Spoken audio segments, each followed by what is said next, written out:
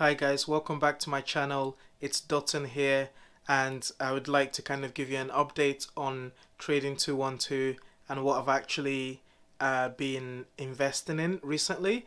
So my first video about investing was about Airbnb, and it was quite an interesting one. I had a lot of people kind of give me some feedback and basically said to me that sounds like a wise decision, and it's been quite interesting. So I wanted to kind of go through what's happened over the past 2-3 weeks whilst I've been kind of watching it go up and go down and try to see what the progress is.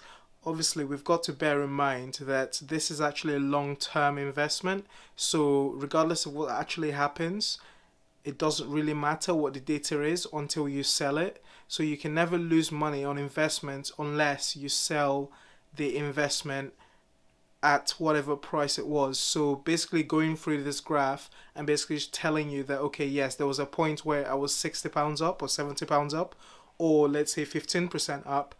It doesn't really matter, because what really matters is when do I click that button that says, I've sold it, and how much did I actually make. So that's what matters, and that's what people really need to remember when you're doing investment. Investment is not really about kind of going, oh yeah, it's made this amount of money on the 12th of May, whatever it was at that time. It doesn't really matter. Okay, so it's kind of like buying a house. When you buy a house, if the value goes down and then you sell it at that point, then you will have lost money. So you cannot lose money on investment until you've sold it, or if the company kind of breaks down. So obviously you have to do your homework to basically make sure that the company that you're going to invest in is the right company for you, and you can see long term that they will grow rather than remain stagnant. With the Airbnb stock, this is actually what happened. I've got my phone here, I'm having a look at it, and over the last month it's kind of gone up and down. It's got a sort of like a sine wave. It looks a bit volatile. So at the beginning it was at 140 $144, $146, and then it's kind of gone down to $124, which is the lowest so far in the past month. And the reason I'm mentioning this is because it's just kind of telling you what what it's reduced to in the past, and to basically tell you that, okay, well, this is good news, because what's actually happened is it's gone down to 123, which was on the 15th of December, and then actually it's gone up really quickly within the same week. Between the 15th of December to the 22nd, it went up to $169. So bearing in mind I bought my shares at $146, going up to 169 within that kind of week is quite good. So for someone who wants to make a quick buck, it's probably not the best way to do it, because I've invested in about 4.5 shares, which cost me about £530. So if I'm looking for a quick, £60 to earn, and that's about 10%, I probably wouldn't do it this way. It's probably best for you to kind of put your money in a savings account and wait for it to kind of grow, and that's a less risky way to kind of make £60 quickly.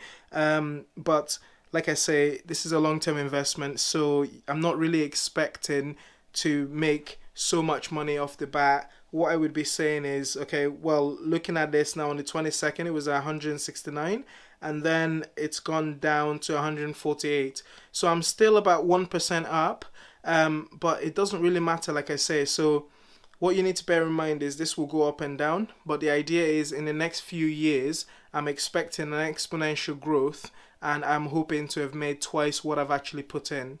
So let's say I would give that time 3 years to 5 years, and I'll leave the Airbnb stocks there, and I'm expecting it to kind of grow over time. So the next thing I'm going to talk about is my next shares.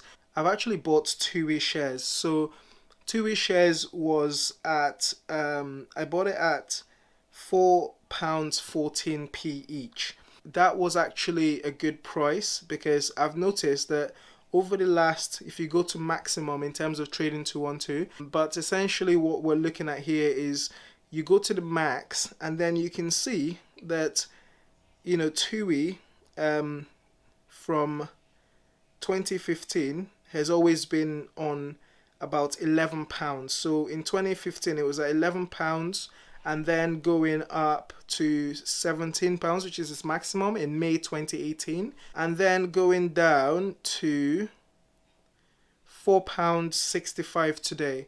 So looking at this, when I bought it at £4.14, I thought to myself, right, this used to be £17 back in 2018. If something goes right for them in terms of COVID, and let's say things went back to normal, when was that? When did we have this massive dip? That was in March. So let's say looking at February, the stock was actually at £9. So at £4 now, it's certainly a buy. If you think about it, the government has actually loaned them some money to survive, and it sounds like it's in everyone's interest for TUI to survive. TUI actually are like the only standing business out of all the travel businesses that are actually surviving right now. So it's really important for them to survive, and it's actually quite a good thing because they've got their own airline business, and it's going to be good for the airline business when things pick up again. £4.15 per share. I decided to actually buy 40 shares because I was very confident that this would come up. So I'd actually put down £185.72 onto the shares for TUI, and TUI is actually a good buy. And the reason I say this now is, okay, yes, I can talk about this in retrospect when I did this a week ago, and now we're looking at a profit already of 12.20%. So if I sold my shares right now at TUI, I would make £20. So I would make £20 from the £185 I sold the shares at. So that would be a really good sell if you wanted to sell it right now. However, I'm looking at the future goal. So it's not about kind of saying, okay, I've made 20 quid. I'm not here to make 20 quid. I'm here to double that money. So obviously I can see that in March it was at £9. And if I buy at £4 and I sell at £9, then I'll be doubling my money. So essentially that's the plan. And the sooner that happens, the better for me, because I can see that they've actually declined in terms of their shares since 2017, 2018. So therefore, it's probably best for me to kind of call it quits at 1,000 at £10. And if it gets to £10 quicker than I expect, then maybe I will call it quits. However, what I'm going to do is actually do more research on the company, and if you see that the company actually has good balance sheet, and they're able to pay back the loans that they owe to the government, or the loans that they owe, in bonds and shares, and they're paying dividends and all that type of stuff, and you can see that their balance sheet is actually quite healthy, then it makes sense. Why not? Just leave your money there, pick in different companies, and to see, to diversify a portfolio, to get a portfolio going, and to see if I can actually have multiple sources of income, and to see if I can grow my future wealth. And it's about accumulation of wealth, guys. When you realize that people are working for years and years and years and years, and they're not really investing in themselves or their future, it's really important to invest in your future. And the best way to do this is to get yourself some shares, or some stocks rather, within massive businesses. The safest way to actually invest is with the SP500, and I've learned a lot about the SP500. It's really important to know a lot about that stock, because if you look over the last 20 odd years, you can see that there's been an exponential growth with SP500. So actually, when I released my video about the Airbnb one, the IPO, so people were asking me, why not just kind of put some money into the SP500?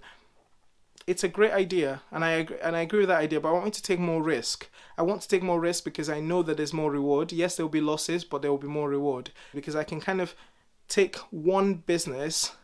If for example, I'm in a situation where I could put down £500 every month, and I can kind of determine I can put £500 every month, then maybe I can put that into the SP500, because then that's a better savings account, and you are betting on the economy. So essentially, you're basically saying if the economy messes up, then your money messes up. And that actually, that's the best thing to do, because the economy is not going to kind of mess up, because if the economy breaks down, then everyone's stuff is also in the same position, and you're not going to lose your money unless you sell your stocks. So don't worry about it. It will bounce back in terms of the economy, because it's in the politicians' interest to get your money up to the point where they have a booming society and they have a great economy. So I wouldn't worry too much about that. Going back to, I kind of diverted a little bit.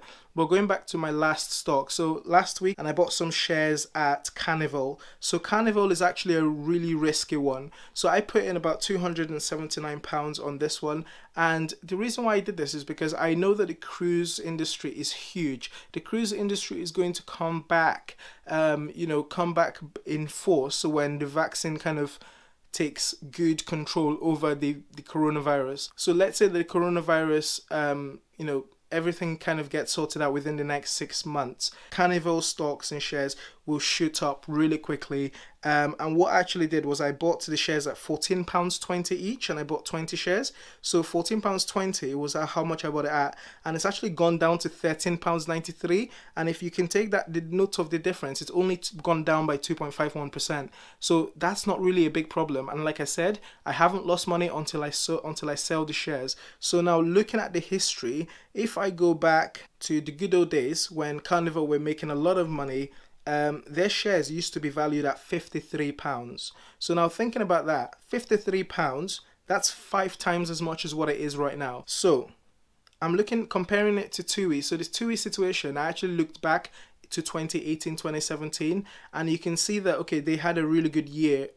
All the industry, travel and tourism especially, they've had a really good year, and I can see there that in 2017, £53, that's pretty decent. But then if you scroll down to, let's say, when the pandemic actually started, we're looking at January 2020, and that was at 35. So I'm looking at a 3 times return on this money. So if, for example, I made 3 times, I'm looking at about £400 profit from this shares. So that's if I sold it, and I'll have to understand what the balance sheet tells me and the profit and loss account, and I'll need to understand what the gearing ratio is, and the debt to equity ratio, all that type of stuff. You need to understand the accounts side of things and how they're making money. Are they making profits? Does it make sense to continue investing, or can you just cut short your losses? So you need to look at this from a business and accounting point of view.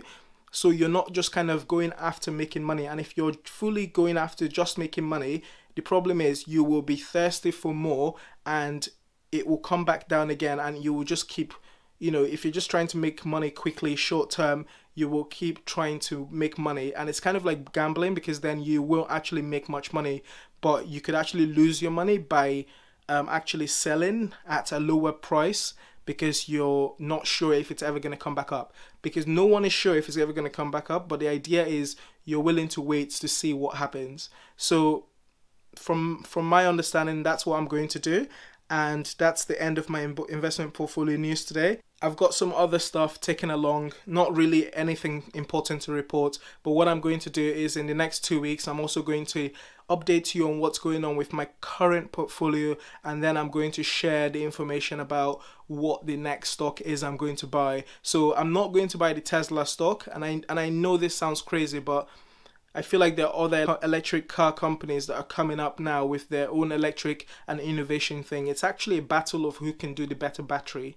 It's a battle of who can do the better battery, because the battery is the most expensive thing in an electric vehicle. And it's kind of like your engine. Who can do the best engine? And you will find that, the person that can do the best battery will be the winner. Obviously, Tesla right now are doing the best batteries. They've got great innovation, and their cars look beautiful. They last for a very long time. But for me, I feel like the shares at Tesla are too expensive, and really whatever I put in will be a drop in the ocean. But I probably wouldn't even be able to afford one share. So we're looking at £661 at the moment to buy a Tesla share. And it just doesn't make sense for me, because that is the value of the business at this point is looking at about 300 billion. And to be honest with you, yes, it could be worth that, but I don't agree with the market capital value. But what I would say is follow me for next time when I kind of dig deep into the electric vehicle stocks and shares, and to see what I will be actually talking about with regards to what shares am I going to actually put my money into, and who could potentially win the electric vehicle race.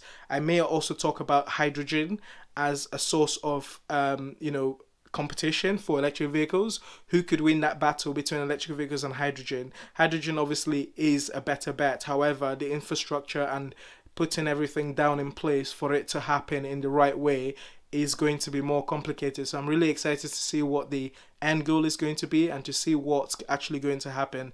Really exciting times, guys. Thank you for watching. Please like and subscribe. I will continue doing these videos. I'm really loving it right now, and I'm excited to share more about the finance aspect of what I'm doing